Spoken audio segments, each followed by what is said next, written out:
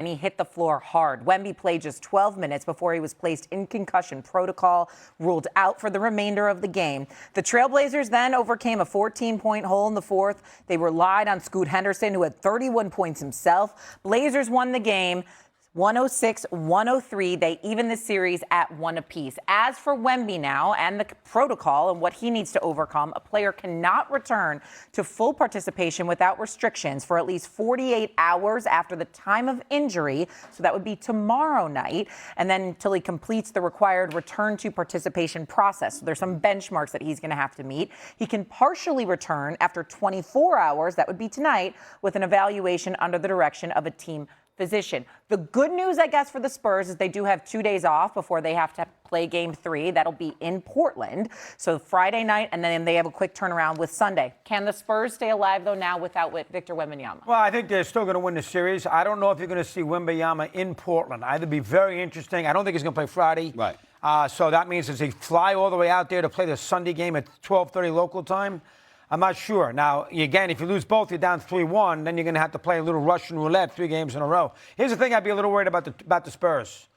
They got a 14-point lead. Was it 14 or 13? 14-point lead in the fourth quarter against Portland, who can't shoot against Portland. Win the game, okay? Win the game. I understand he's a great player and he's out, and I understand. Win the game. Don't put yourself in this situation. These are the Trailblazers who won 42 games. You got to put that game away, and you're building up by 14 points in the fourth quarter. I mean, it's not as bad as the Knicks, who obviously had everybody playing, or the Celtics, who got close and lost. But that was a very alarming thing, that they couldn't figure out a way to get enough baskets to hold Portland off, even without their best player. That would concern me. But I do think you'll see Wembanyama. I don't know if I think the key to me would be Game 4. I'd be shocked if he plays Friday night. Same here. Game 4 is the key. Now, listen, Portland's going to be good at home on Friday night. They're probably going to lose that game. Portland's going to be good at home. So that means if he don't play Sunday, you're 2-1 down. You might be playing for your life on Sunday afternoon, because even with Wembanyama coming back down 3-1, you're going to win 3 in a row, one of those on the road. That's not that easy. Well, the average number of days missed is 9 with a concussion. That's the good job. Average number of days missed. Now, I'm looking at it, too. I'm thinking, okay, there's no way Friday night. If you're the Spurs, you're saying to him no, even if he wants. By the way, you know about flying in pain because you just did it. No. We don't know if he can fly. We don't know if he even will be cleared to fly. This is not like this series in San Antonio, Dallas, and you put him in a car and drive him. This is not that. So you look at the average number of days. Can they put him on the floor Sunday? But here's been my concern about San Antonio, and we talked about this yesterday on a number of shows. And I don't think San Antonio can win this year. I think they're going to win multiple championships. I think Wembanyama's going to win multiple MVPs. He's going to be the face and the energy of this league and of worldwide basketball for a long time. But it doesn't mean you're ready to do that without great disappointment first. The history of this league is you get your feelings crushed as a team.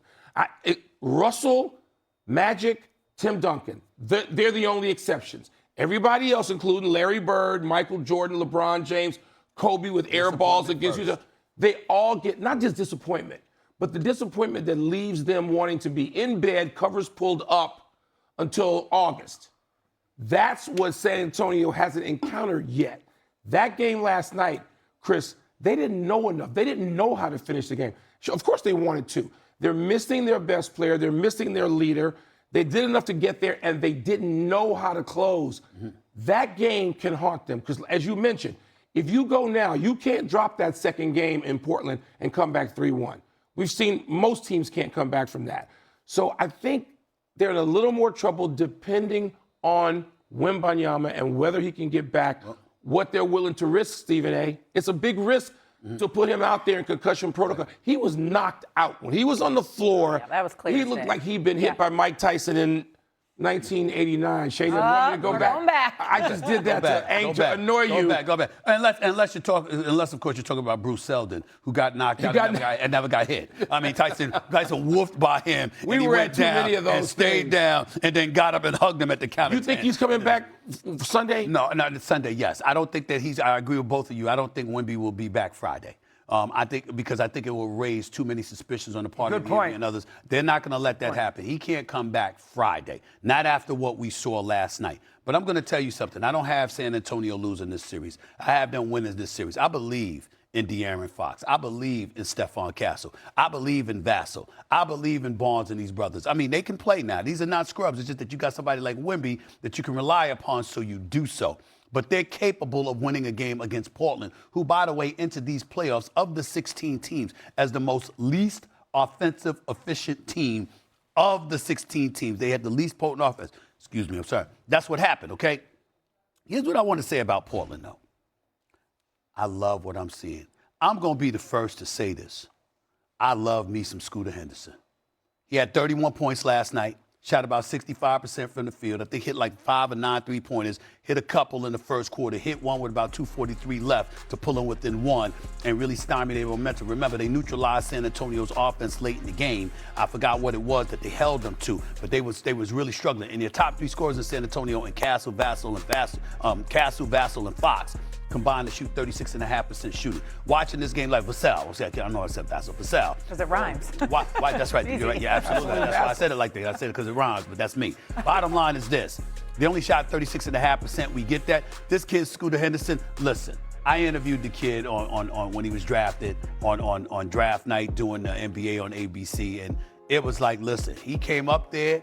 He has a bunch of sisters, if I remember correctly. And he was like, please, they ain't holding myself accountable. They're going to be holding me accountable. Everything. Like, they own him. You got to do what you got to do. And I watched this kid in these first 2 games. The aggression, his state, got a tough body, doesn't mind getting to the hole, got quickness, got a good handle. You understand? Got capable of making outside shots. I'm fantasizing about him, fellas, because you know me, Dame time is going to be back next year. You understand? And I'm imagining Dame time, Dame Dollar, Damian Lillard with that kid in the backcourt. Portland is a team to, and I mean, when you see him and what he could bring, how Chicago ever let that get away makes no sense. And Washington. And Washington. They had him, had him playing. Listen, we all know that. Yes, the Bulls we all know that draft things night. don't. We're never surprised when things don't work officially in Washington. Well, we're talking about Chicago. It's not supposed to be that way there either.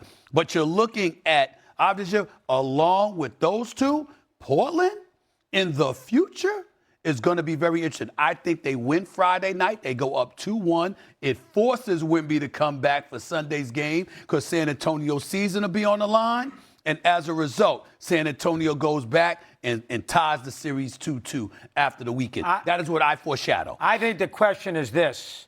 If San Antonio's cautious and all eyes are going to be on him, guys made a good point. He can't play Friday night. The NBA is going to go crazy. Yes, if they sit there and say, you know what, we got to sacrifice these 2 games or let them play next week, could, with Wembanyama healthy, could they win 3 in a row against the Trailblazers as a young team with that kind of pressure? I think that's the question. That's what we're looking at. And that's to me, here's my only thing. I'm glad you brought that up.